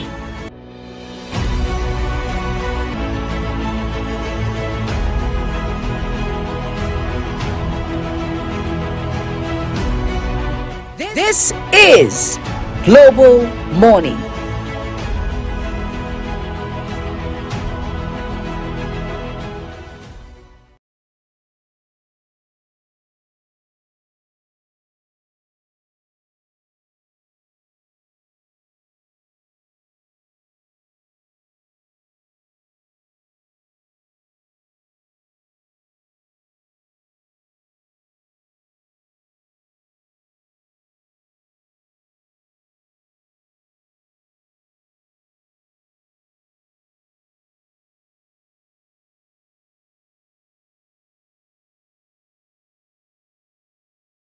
A very good morning. Welcome back to the show. When you have Mujahid as your producer on things you didn't plan for will happen. But that's a way of introducing the show. Today we have, like we said when we came on the show early in the morning, my name is Ubong Ozora and I have the ever beautiful and delectable Sadiat Yaku. She's still by my side. Yes, welcome back from that short break. And I hope you're enjoying every segment of the program. Right. So before we get, this is where we get to talk about today in history, things that happen in time past. Like we say when we come on the program, if you don't mind history, you won't make history. And if you don't mind history, you won't make history. Okay, so let's. But there's history today. I like to start with in-house history because when we talk about history, we talk about the things that happen in time past, in places, but in-house, something happened today. Some years ago, there's a young man. I don't really know if he's young, but I think he's young, but sometimes he comes out old. I don't know. But wait, Ubon, you didn't even brief me. Me, your co-host, you didn't even brief me. You are sabotaging me. About this young man. Why are you sabotaging me? No, sorry, you are sabotaging my effort. Why would you come on here and start? Me, I'm even asking, what does he want to talk about? Who is the young man? Don't worry. Many years ago, Ubon Many years ago, there's a young man called Mukhtar Kasim. What's happening today? Today is Mukhtar's birthday. Ubon, why did you tell me? You are a sabotage. Please, I need to see Mukhtar's picture on the screen. Let's celebrate Mukhtar Kasim. Mukhtar is a producer. That is not Mukhtar Kasim. This is Vice President Kashim Shettima. We'll try to bring him. We'll try to bring his picture on the screen as before we're done with the show. So today is Mukhtar's birthday. Absolutely, I just got to know that the old man's birthday is today. He said old man. You know, for me, sometimes I don't know if Mukhtar is old or young. But of course, he's still young. The things I know about him, 5 things about Mukhtar is that Mukhtar is a feminist. He's proudly a feminist. 2. Yeah, Mukhtar is. His political thoughts 3 are nice, right? But we don't align. You know, you're also a political reporter. Yeah, I know, but Mukhtar is an international reporter. He does international politics. Mukhtar is a disciplined person. That's Mukhtar! And that's our birthday guy, man. That's our birthday old man. But wait, you called him a boy, though? No, I didn't call him a boy. I said I don't know if he's old or young. I was only teasing you. I wanted to be sure. No, Mukhtar is not a boy. He cannot be a boy. But I don't know if he's old or young. You know, you can be a young man. But I don't know if he's old or young. Whatever, Mukhtar, happy birthday. We wish you long life and prosperity. Please. Ubon Usoro said you're a feminist. Yeah, he's a feminist. He agrees to that. He agrees to that. Our one and only international reporter, we say a very big thank you for all you've been doing for Global Television. It's been nice working with you. Yeah, thank you so much, Mukhtar, for the times you step up to do the jobs for us. We really do appreciate it. We wish you long life, more money, in your bank more account. Feminism. Ubon, this one you're emphasizing on feminism. I love women too. You love women. Are you not against us? Are you a he for she or you are a he? But you know I love women. Women. All right, Mukhtar, let's just go back to the show. All right, so we're looking at today in history. Sadia, what happened today in time past? Let me quickly run back to that. We have, let's start from home. All right. In 2020, Nigeria participates in global climate negotiation. Okay. All right, so in 2020, leaders across the world pledged emission reduction, right? Okay. Leaders around the world pledged emission reduction. That happened today in 2020.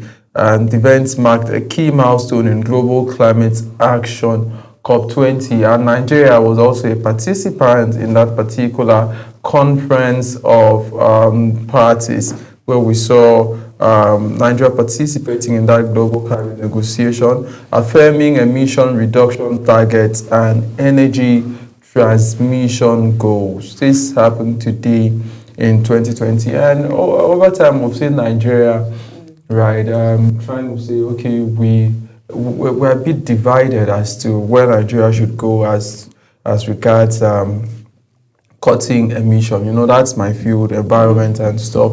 And some persons say we can't start saying let's give cuts to how many percentage of cars in Nigeria should be electric vehicles. That we don't have that. We've not gotten to that point. The West can, because they have the economic power, they have the ability. But in Nigeria, a lot of people still rely on fossil fuel.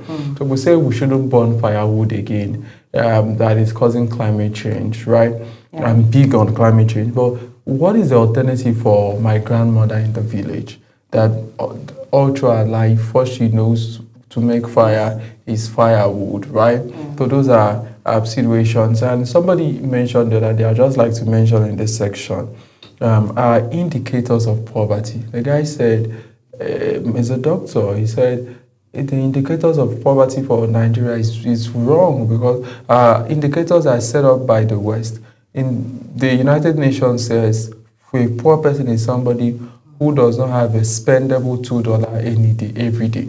So that means $2 in Nigeria, let's just say 3,000. So if you can't spend 3,000 naira, at the go, and it doesn't mean anything to you, that's not your savings, it means you are poor. And that's 3,000 daily amounts to 90,000 a month. So if you don't have 90,000 naira expendable income, it means you are poor. But the guy said, but let's look at it, those in the rural communities, they don't need 90,000 naira a day, because you come up, you fresh water from the stream, you are not paying.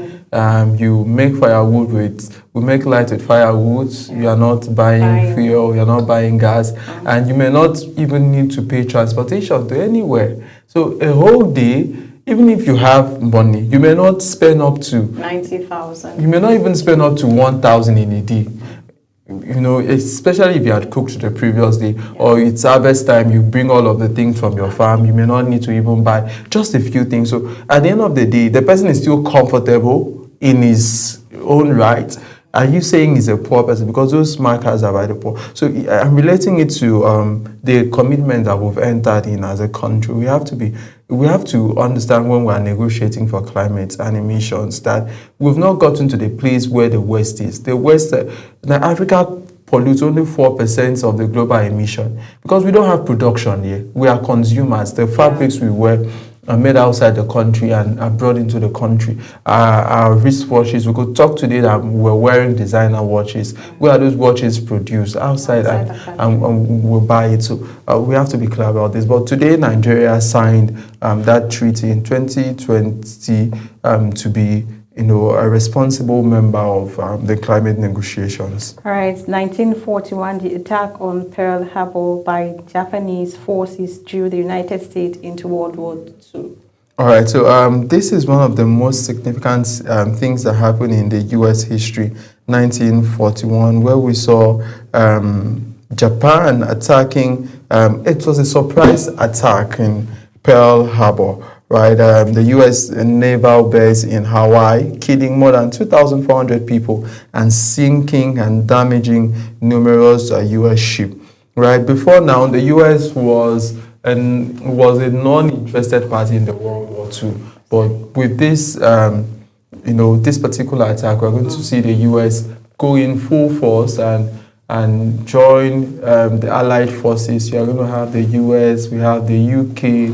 Together. And you have a few other countries called the Allied Forces, and you had the other one called the Axis, right? So the two, and at the end of the day, we know what is going to happen when the U.S. is going to go on a reprisal attack in two places in Japan, dropping the first nuclear bombs in the world, and in fact, the only ones that have been dropped since then, right, in Hiroshima and Kiyosaki, where the nuclear bomb will be dropped. And right, we've never seen that kind of explosion in the world, because when a nuclear bomb is dropped, the air that people breathe just freezes them, and they just start dropping dead. So it could destroy a whole city, let's say the whole of Abuja, in minutes, in seconds. It's that deadly. And after the World War, the whole world is going to come into some sort of negotiations as to how countries should manage their nuclear weapons. And it's highly regulated. And thank God since then, no other person has come out to. But that was a reprisal attack as to this particular attack that was carried out by the Japanese forces on the U.S. But yes, fast forward to today, the U.S. and Japan have good international partners, they are friends. And I think we could learn a lesson from here that because you fought with somebody before, because you've had your differences, does not mean you can't move past, whatever differences, especially if the other party is also ready to move past. So there could always be room for redemption. But we have issues, you and I, we have issues, in-house issues. You've not apologized yet, and you're talking about moving forward. No, I'm ready to apologize. You're not willing to make... I'm sorry. We'll do that. I accept the apology. All right, moving on to 1995. The signing of the Dayton Agreement ended the Bosnian War. All right, so the Bosnian War was a war where we had Bosnia Herzegovina, as it's called today, as to just a word of division, as to one saying Bosnia, this other one say Exapico. It was just about the tribal war like we had in Nigeria some time ago, where we had the secession that was pronounced by Dimeji Ojukwu at the point pronouncing Biafra a separate state. And the Nigerian people said, no, you are part of Nigeria, and you know we had to fight to get where we are today. And but this agreement was the end of a war, and for me, it just shows that for every war, there's always a meeting table.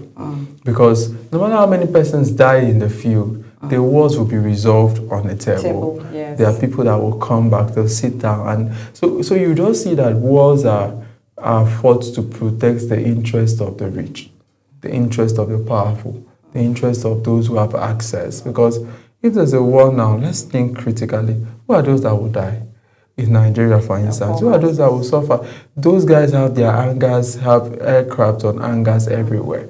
They put their families and fly them abroad. And you and I will be left to... Right. Some of us will be forcefully conscripted. Yeah. Right. They say if you are within ages 18 to 25, you must join the army.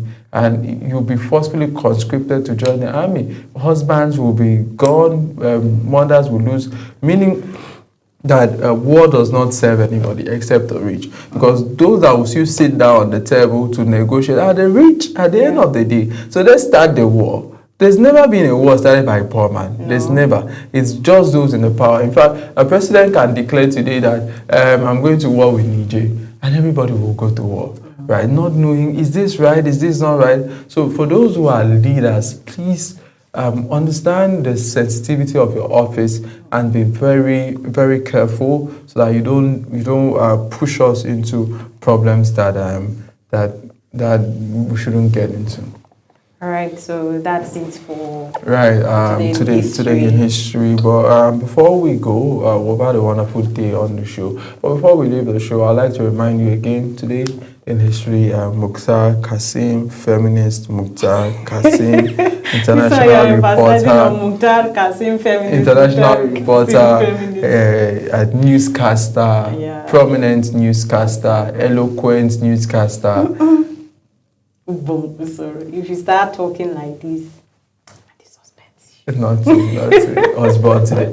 All right, so that's the much you can take this morning on the show. It's been a beautiful and wonderful Sunday morning, spending our time here with you, for you, learning, getting engaged and getting knowledge. For me, I learned today, right, the two speakers we had talking about gender-based violence. I'll never raise my hands against any woman. I pray and hope so. Yeah, absolutely. I love women. You know, wait, Ubon, sorry. You know, sometimes women can be very... Annoying. That's the word. You understand? So now you are promising on I can get on our skin. So when what happens then when we get there? I walk away. You walk away. I choose my peace of mind. I don't want to go jail.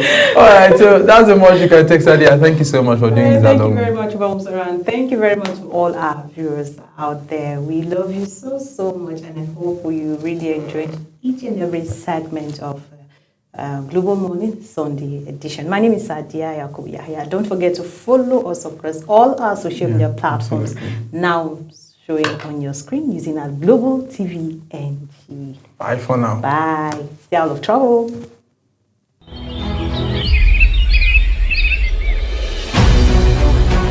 Global Morning is your top morning show here on Global Television. We bring you fresh news updates daily, while delving into a variety of current affairs and topics. And at the same time, keeping you well informed about important events, both national and international. Global Morning serves as a valuable source of information, helping viewers like you start your day well informed. Stay connected from Monday through Sunday to a wide range of latest news making rounds on Global Morning. We're on the road to protest. And the president meets all of our demands.